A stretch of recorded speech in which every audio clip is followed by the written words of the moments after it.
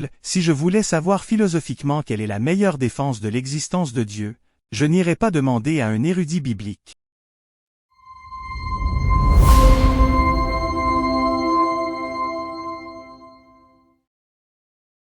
Pourriez-vous commenter les déclarations faites par le Dr Winston Brewer?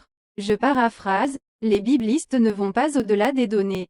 Ce sont des théologiens qui font ça. Lorsque l'érudit biblique étudie un passage biblique, il y reste avec ténacité, ne traitant que des données qui peuvent être extraites de ce passage. Les théologiens systématiques, cependant, parce qu'ils abordent un sujet de manière thématique, se sentent très libres de laisser un passage et d'aller chercher des informations dans un autre passage, afin de compléter leur compréhension du sujet. Les érudits bibliques ne veulent pas aller au-delà de ce qu'ils peuvent traiter sur le plan exégétique. Ce sont des gens qui s'occupent des écrous et des boulons. Voilà ma meilleure façon de l'expliquer. Les érudits bibliques réussissent souvent bien à démonter les choses, mais ils pourraient moins bien les remettre en place.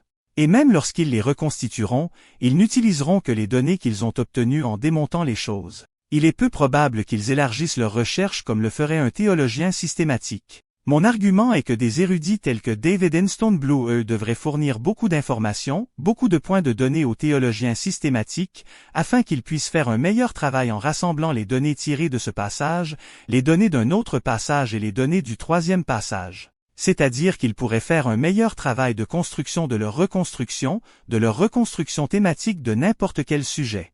Malheureusement, ces deux groupes s'avèrent souvent contradictoires. Ils peuvent en fait s'en prendre l'un à l'autre, et comme l'a commenté le Dr Winston Brewer. Et le théologien systématique peut faire de même. Lorsque vous assistez à des conférences d'académiques, vous voyez beaucoup de cela, des conversations tenues à des kiosques de livres, en passant par les lectures que vous écoutez, les séances de questions-réponses. Je trouve cela malheureux, car j'aimerais que les deux groupes collaborent plus étroitement. C'est une personne rare qui peut bien exégéter le texte, tout en pensant constamment en termes de théologie biblique. C'est ce que vous voulez. L'exégète doit avoir l'humilité de transmettre ces informations aux théologiens, en disant « J'ai fait de mon mieux avec l'exégèse », avec la théologie qui est discernable ici même dans ce passage. Et je vous le remets maintenant, monsieur le théologien systématique, afin que vous puissiez mettre cela dans votre boîte à outils. Ensuite, la prochaine fois que vous donnerez une conférence ou écrirez sur ce sujet, vous aurez beaucoup de bonnes informations qui contribueront à ce que vous ferez. Cela peut s'avérer utile à ceux qui essaient de trouver des explications pour les passages difficiles.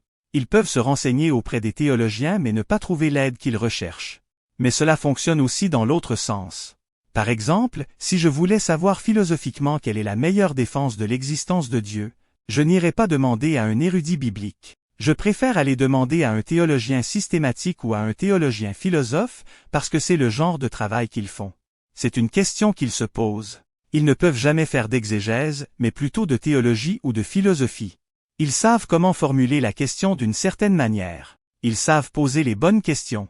Ils savent comment formuler des réponses, tout en éliminant les possibilités d'une manière que les érudits bibliques, les tenants et les gars de la Bible ne font pas aussi bien.